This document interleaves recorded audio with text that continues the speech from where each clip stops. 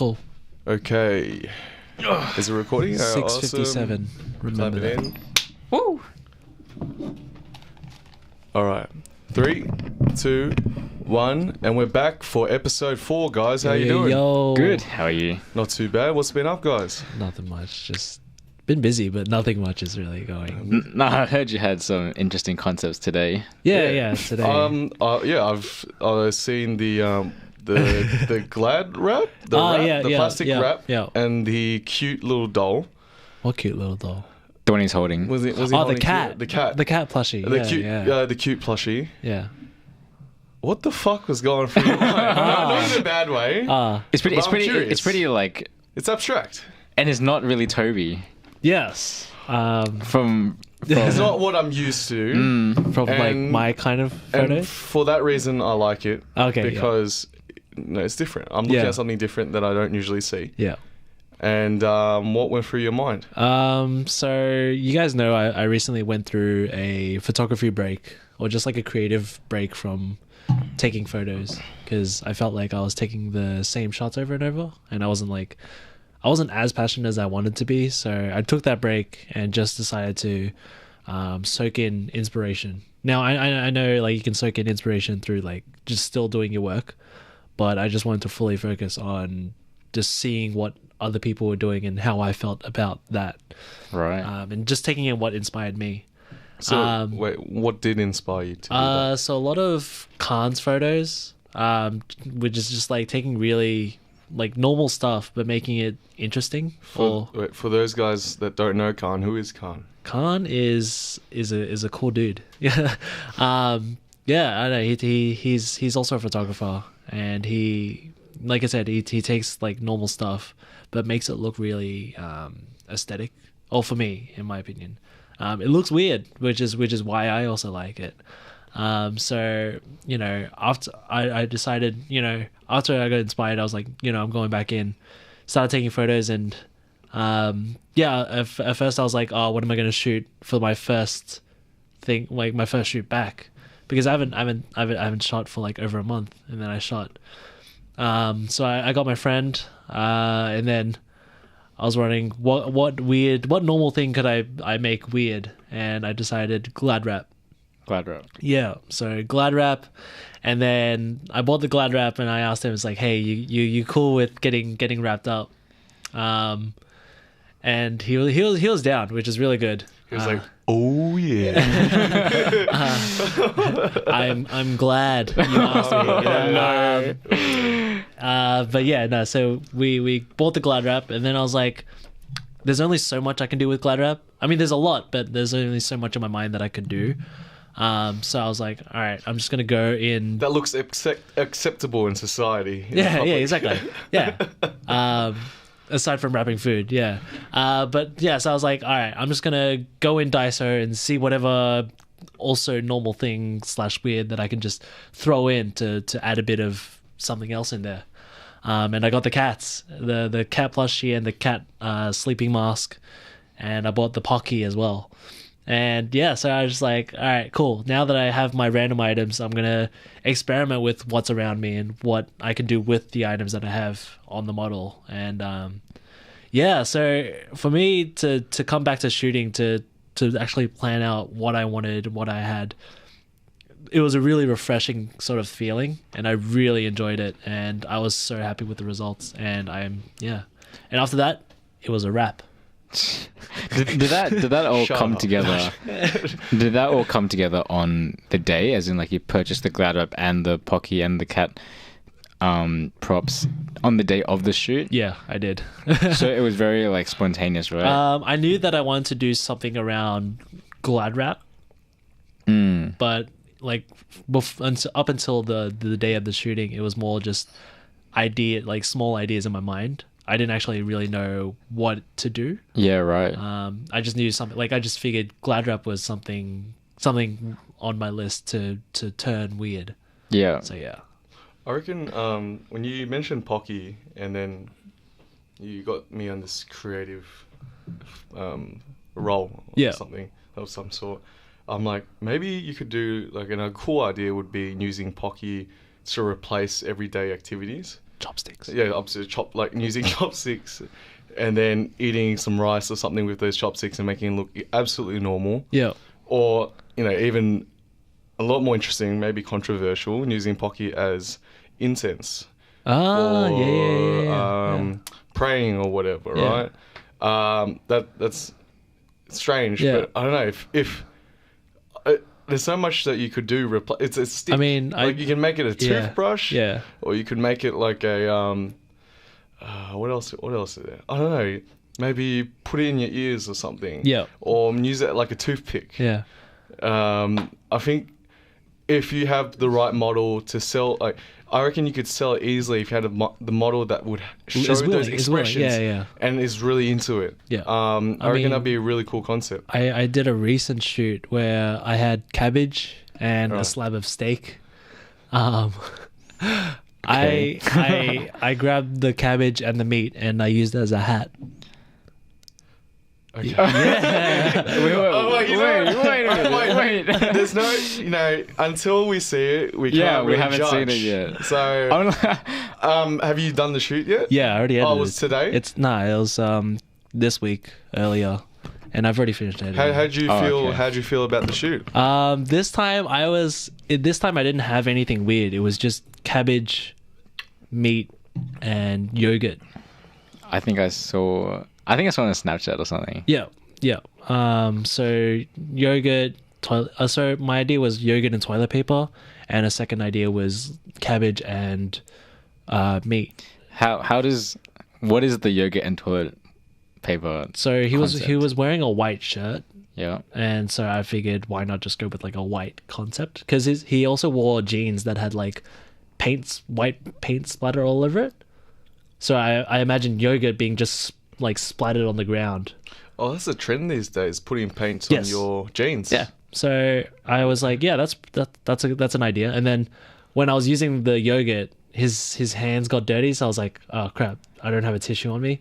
So he went and bought toilet paper to wipe his hands. You went at a place where you have toilet paper? Oh, to a supermarket. We bought tissues or toilet paper, and he's like, so we bought toilet paper and we used the toilet paper as well, and that turned into a concept. And I was like, yeah, that's cool. Right. Toilet paper, yogurt, splatting everywhere. That sounds a bit suggestive. No.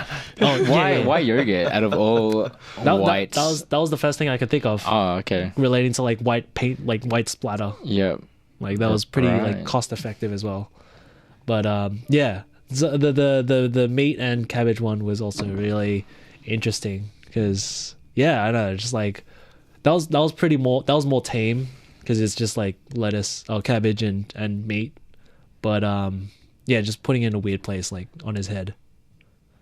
Reminds me of like there's like Maple Story characters. Oh yeah, where they wear the leaf on the head. Yeah, I remember that. I reckon that's a cool thing. What is that? A subtle Asian trait, if you know it. Yeah, damn, yeah. No, I love where this creativity is going. And like looking at Khan's work, I can really see the inspiration there. Yeah. Like I don't want to blatantly copy him, you know. You're always going to be influenced by someone. Yeah, exactly. But you have your own little twist to it, and I think it's really cool. And I'm really enjoying what I'm seeing. Yeah. Really refreshing. And it's usually like I look at something nice, but then with your one, it's because it's so different. I just look at it a little bit longer. Yeah. And I'm trying to figure out like what's going through his mind. What's going through in your mind? Because it's and like what's the story to tell here? It's just different. Yeah. And that's the kind of work that I like to see, and a lot of just trying to be innovative in some ways in your creativity. Yeah. That's like I didn't actually realize that until I started posting it. I wasn't sure if it was because I've been on break and nobody has seen a photo from me in a while, but like the amount of feedback I got from that photo, like when I started posting again, was really overwhelming, and like I really felt like. What was some of the feedback that you got? Like a lot of people were just like, "This like it was something they haven't seen before," and like they took their time to like look at it rather than just another scroll and like. It was like they're just really invested into it. And to me, I was like, I wasn't. I knew that for me it was different, so I liked it, but I didn't think so many people would have liked it as much as I did. Right. But then I do realize now that like seeing something different and like trying to figure out what might have gone through their head taking that photo, and I was like, yeah, this is really awesome. So yeah, I have that energy now again and motivation to just start shooting, like testing how I could go with such objects. So yeah. But I also appreciate the thought process that went through it, and like you took the time to, you know, develop a different idea. You know, went out, bought the props and stuff, and then, you know, you were invested into the idea. Like it wasn't just as much as I love spontaneity.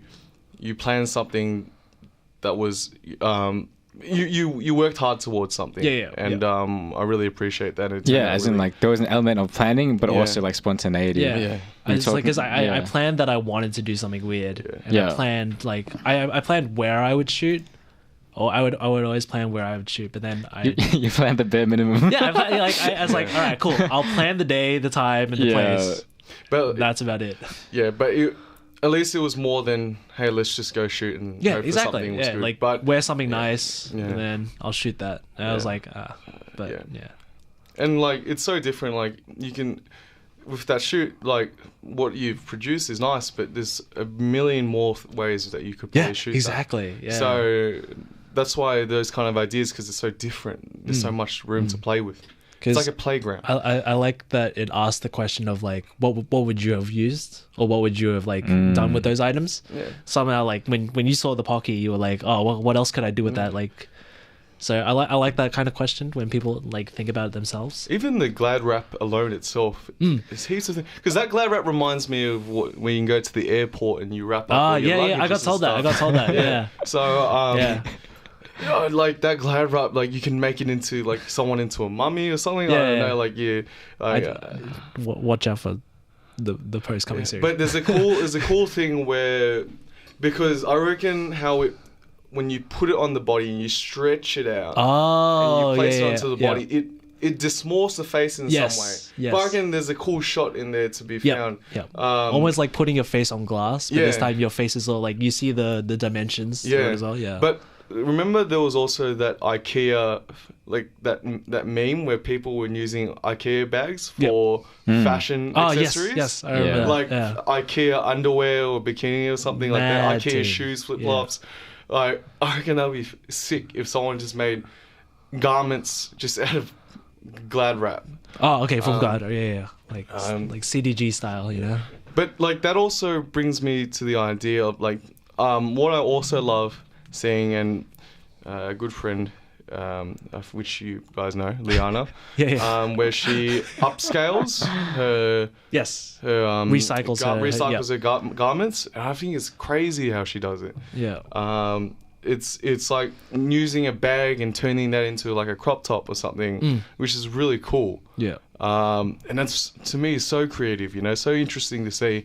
And you start to, you know, see the details, like, that's a bag. But it's also something that you can wear, and like to make it look so presentable and nice that you could literally wear it outside and no one would think that it's a bag. You know, so I don't know. There's so many different ways to skin a cat, right?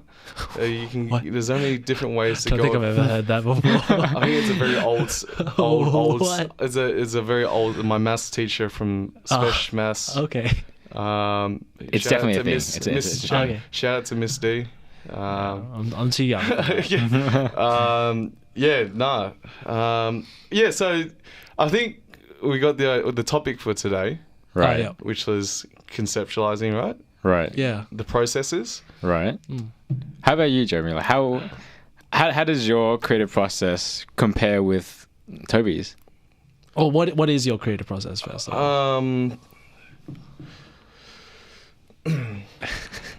It's usually so on my phone, or I used to write on a small book random ideas. I would look at something so random, like I'm on the train, and I'll look at this person and they're using they got this cool watch, or like this interesting, or if I see the color brown, then I think of something else, like brown leads to dirt. maybe it leads to sticks or something. I could do something with some bunch of sticks or whatever. So it's very random and it makes no sense at all. Yeah. So you just let your train of thought I just let my train of thought just go in random places. While you're on the train. Yeah, while I'm on the train. Or it doesn't have to be a train, when I'm walking about or something, and then, or when I'm listening to music, like as previously as I said, I'm influenced by a lot of movies, but I'm also influenced by a lot of music as well. And certain lyrics or like certain album covers or whatever, that really inspires me to create something. Yeah. I guess the next thing that I really want to do is this is inspired by album art, cover art by a Chinese artist called JJ Lin, famous Mandarin pop singer, and he has these really cool photos that he puts onto his album cover, and it has this one where he's like falling off from a bridge or something,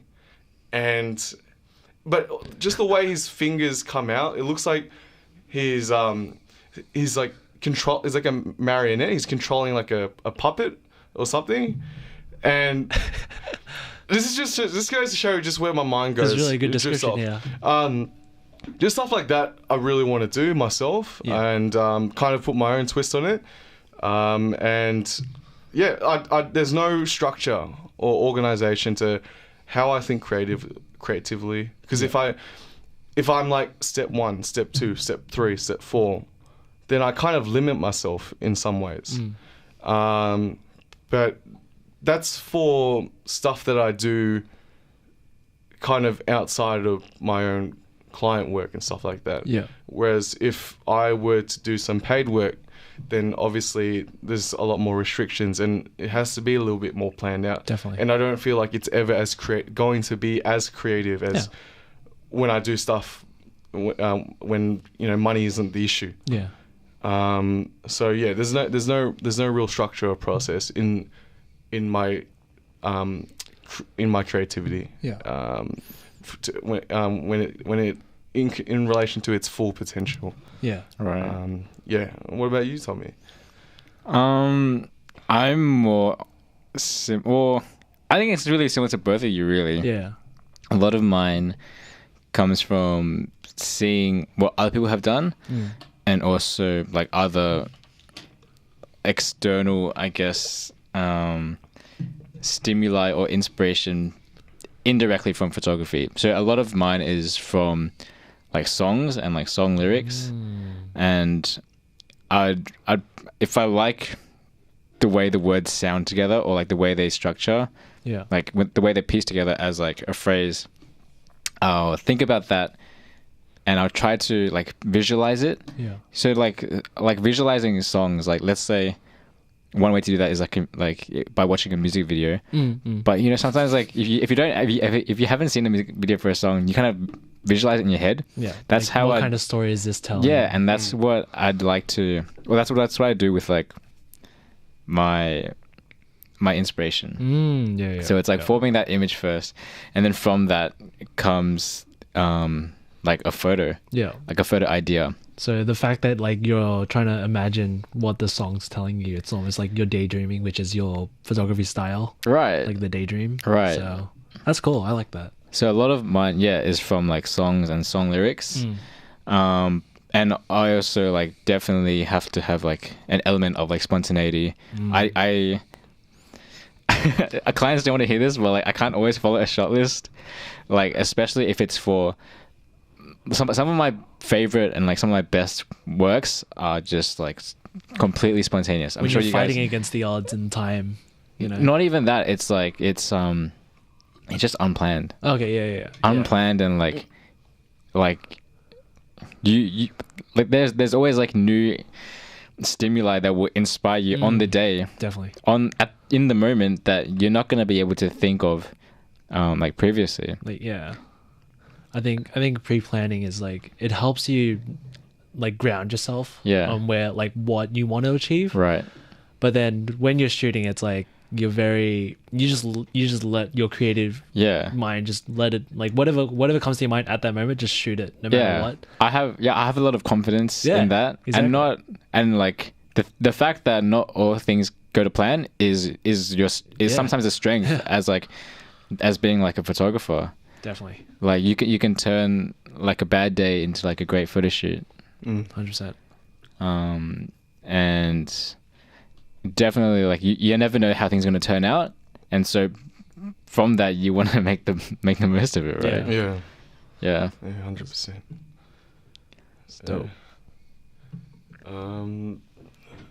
But what about like after, let's say like even after the shoot, right? A lot of people like really enjoy, or they feel like they're even more creative when they start to edit the photos. Do you guys have that? Yes. Yeah. I think especially with the HSL, I don't know why, but I love the HSL because like it's like you're at the moment, you're taking the photos during that moment, and you do see the colors, and you're doing like your color coordinations, you're doing adjusting your colors, but then editing, it's like you're open to like an entire rainbow of colors, and like now what can I do with this? Yeah, it's now what can I do? Now what can I do? It's like it's just, I mean, of course you're limited, especially with the photos that you have shot, but the editing can just like sort of change the entire look. For sure. Yeah, and that's what I love. Yeah. I had a set where I thought it was like a mediocre shoot. We were at like a lake, right? Yeah. And it was just like a shot of the model in like a lake with their feet in the water, and there's just trees around, and it was just like really like bland colors. I think I know this photo. Yeah, and it was just like your standard like green and yellow and stuff, right? Yeah. And I thought the composition was really good, but no matter how I tweaked the colors, it just wasn't gonna be like how like my standard of work. And so I hopped into Photoshop, and I decided to completely like do a 180 for my usual edit and turn the water and the trees pink. It was sick. I turned everything pink, and it made it look like it had like an infrared. Isn't it? It's not infrared, right? No. What's it called? What is? Like, yes, how there's like a certain camera or lens that it takes the opposite color, opposite hue, but it keeps the tones. Negative? It's something negative, or like. But it turned. I know what you mean. Yeah. It basically turned. So it's the complementary color of those. Yeah, it was basically it was turning all the greens into pinks and all the yellows into like blues and whatever. Yep. And then that just made for like a really like interesting photo to look at, and I was like, wow, like I hadn't done this before. Yeah. A lot of my stuff was just in like. A lot of my color work was just in Lightroom. Yeah. But there was just one day where like I decided to jump into Photoshop, do like completely different edits, and then that photo I was really happy with, and it was also really well received. Yeah. No one said you had to obey the laws of physics, you know? Like for me, I feel like I composite a lot of my photos in Photoshop, and I just feel like chucking in sun rays. Or like I've done that. Yeah, definitely done like, that. It doesn't, you know, it's creative, you know.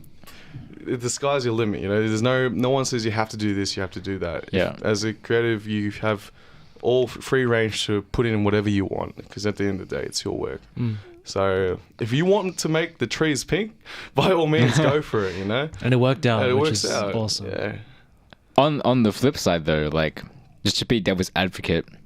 Like some people like who are really like purists in photography, they don't even like to, let's say, edit the photo too much. Yeah. Or introduce any like new elements. It's just fixing the lighting. I think that's just a preference. It's just like, for me, I don't mind either, but there's a lot of people that, you know, would rather have something that's a lot more extravagant, extraordinary, probably to the point where it's unrealistic. Yeah. And some people just like more toned down colors and stuff like that, as natural as possible, and just the way it is. Because some people feel like it's all in the shooting itself, and it's the best way to appreciate what you shot at that moment in time. So, like, there's always going to be people, you know, having one preference over the other, and it's like and I completely understand that. Oh, for sure. Yeah, both have their merits, and there's something to be appreciated in both aspects.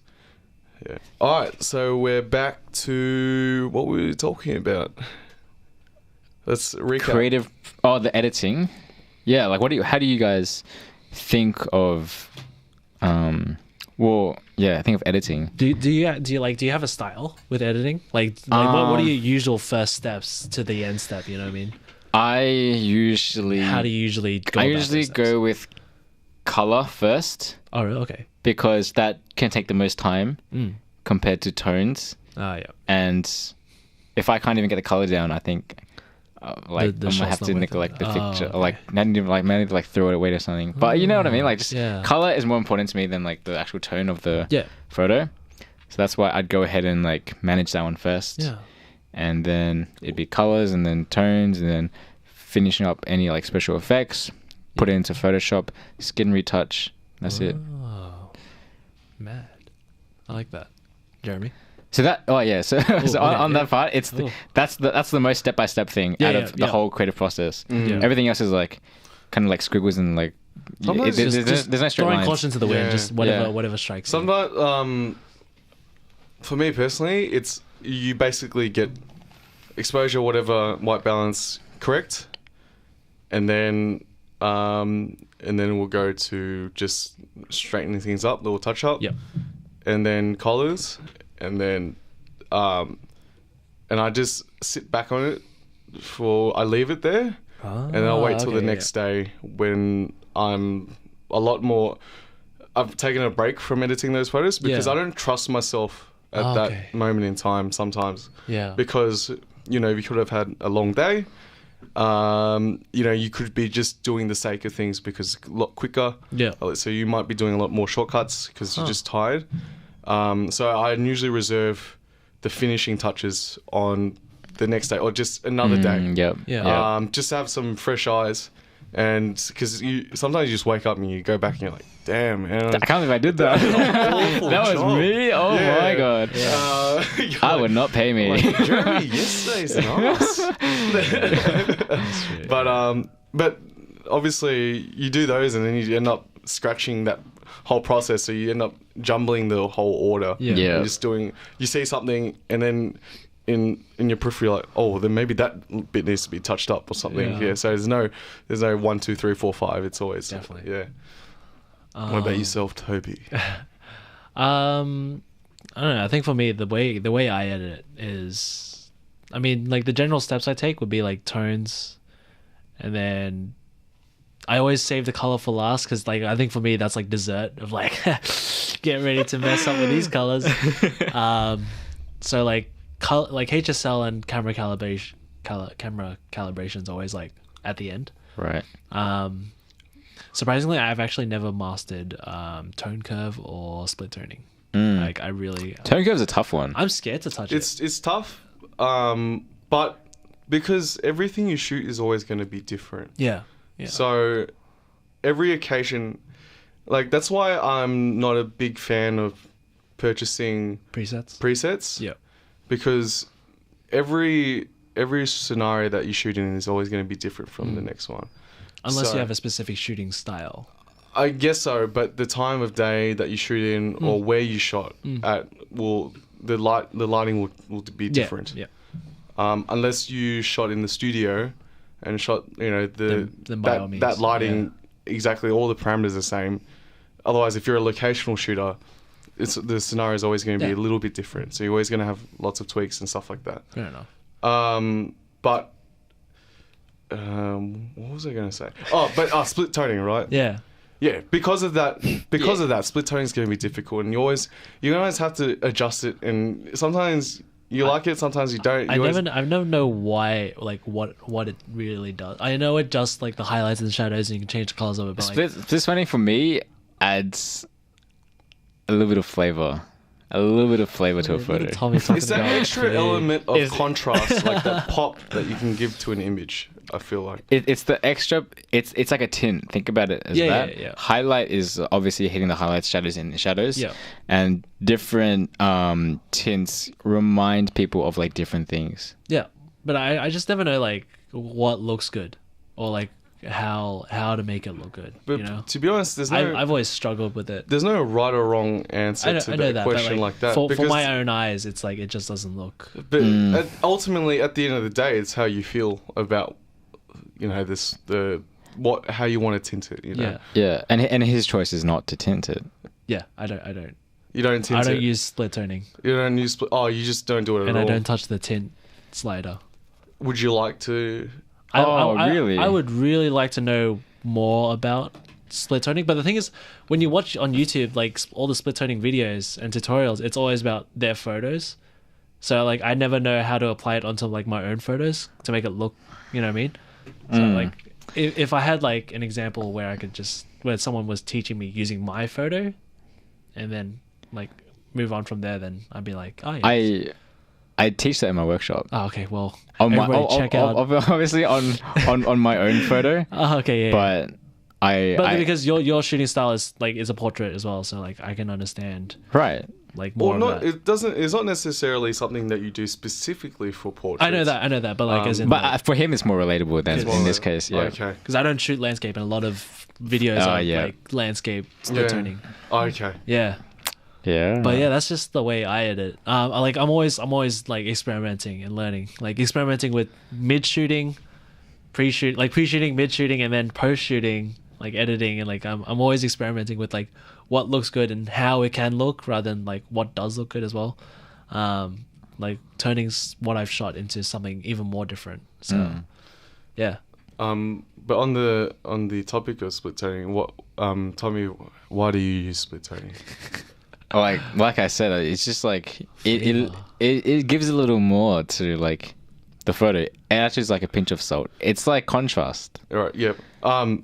So how do you decide when to give more of the tint to the shadows or to the highlights?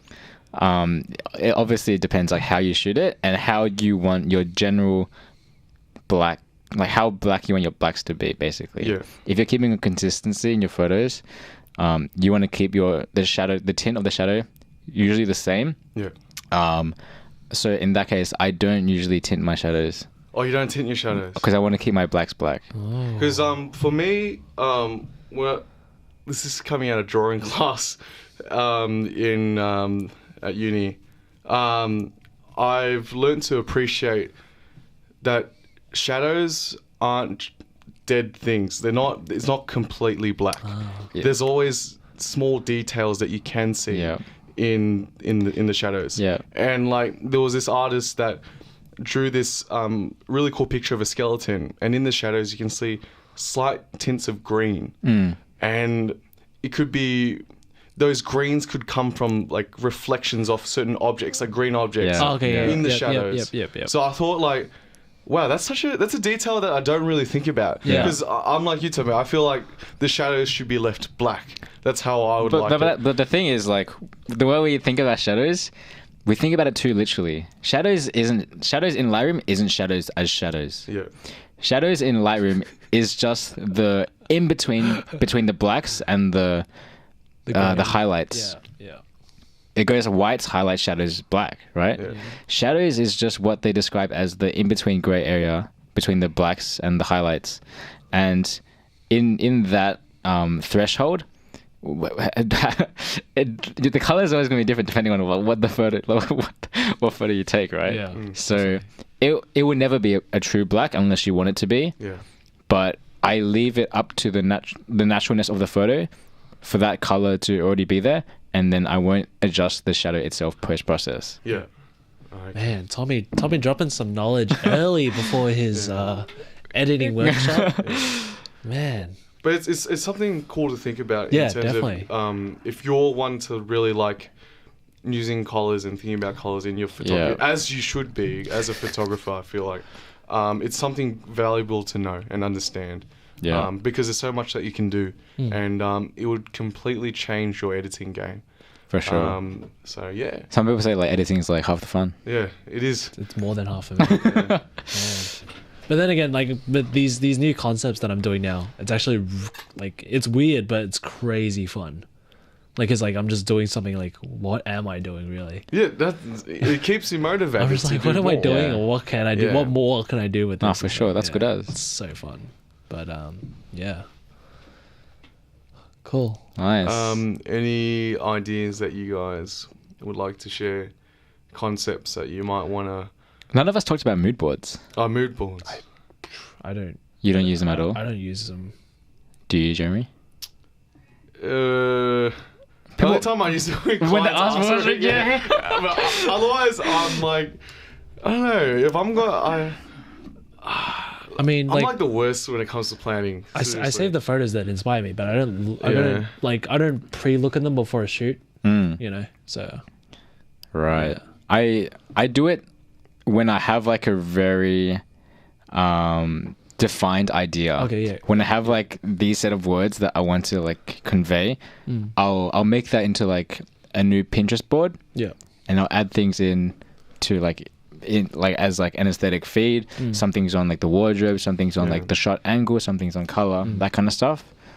And it'll go from there, and I'll show whoever is involved in it, as well as it gives me a reference of like what I wanted to do.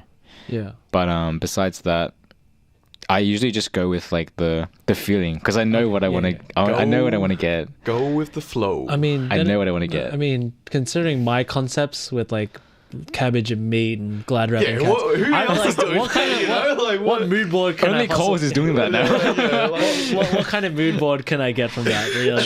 True. Well, I guess you can get a collage of the colors that you want. And I like I said, because I'm always playing with colors for like the dessert. I don't worry about colors. Like I edit my colors to suit my eyes. Yeah. Never really. I never go out and shoot to achieve a certain color scheme. So yeah. But that's why for me it's a lot more. I usually do it a lot more for clients because it's something for them to give them an expectation. Yeah. You know, so that they know what they're getting into and like give an idea. And I guess it seems more professional because you have an idea in your head and you're like, you know, they know what they're paying for. It's to inspire confidence. Yeah. Pretty much. Imagine like reassurance. Imagine a client comes up to me seeing like before I started doing the weird stuff. They're like, "Oh, I really like your photos. Do you mind if you do a shoot?" And then I just come out with this weird stuff, and they're like, "No, wait, what?" Not what I was expecting. Now that's a whole nother topic. Yeah. If the client rejects you on the day of the shoot, fuck. Toby, I just hope your ideas don't go too far. Do you want to know what I did today? What? Fruit Loops and then tying the model in a extension cord. Fruit Loops and milk in a big jar, not a bowl, in a supermarket as well. But it was safe practice, right? I tied the model with an extension cord to a pole. No, just the cord. Just a body. In the way you wrapped up the guy with the glad wrap, similar. Yeah, and I put her on with like the Fruit Loops. Oh, okay. I look forward to seeing it. I want to see it. I don't think that's too far. Like I think I'm getting there. Like I don't want to get there, but it's almost concerning. Like why I'm so intrigued in rapping people. Yeah. Yeah. Why is that? I don't know. I think once you do a few more, you'll find out. Yeah. You'll find out. You're like, oh my god, this is why I'm doing it. I'm actually not sure why, but like Toby, it's just interesting. Toby, you're a lovely person. I don't think you would go too far. I don't mean to bondage people, but it just happens to be. But as long as you get their consent, you know, everything's fine. Yeah. No comment. No comment. Oh, so you're saying they're doing this against their will? That's why he's got to wrap them up. Also, no comment. No, Speaking of wrapping things up. Yeah, I think this episode covered a lot. This was a really fun episode, guys. Yeah. So yeah, just tune in for next time. Comment what you guys think, actually, because I don't think we've asked you guys that. But And follow all our socials. yeah. Thanks, guys. All right. Peace. Laters.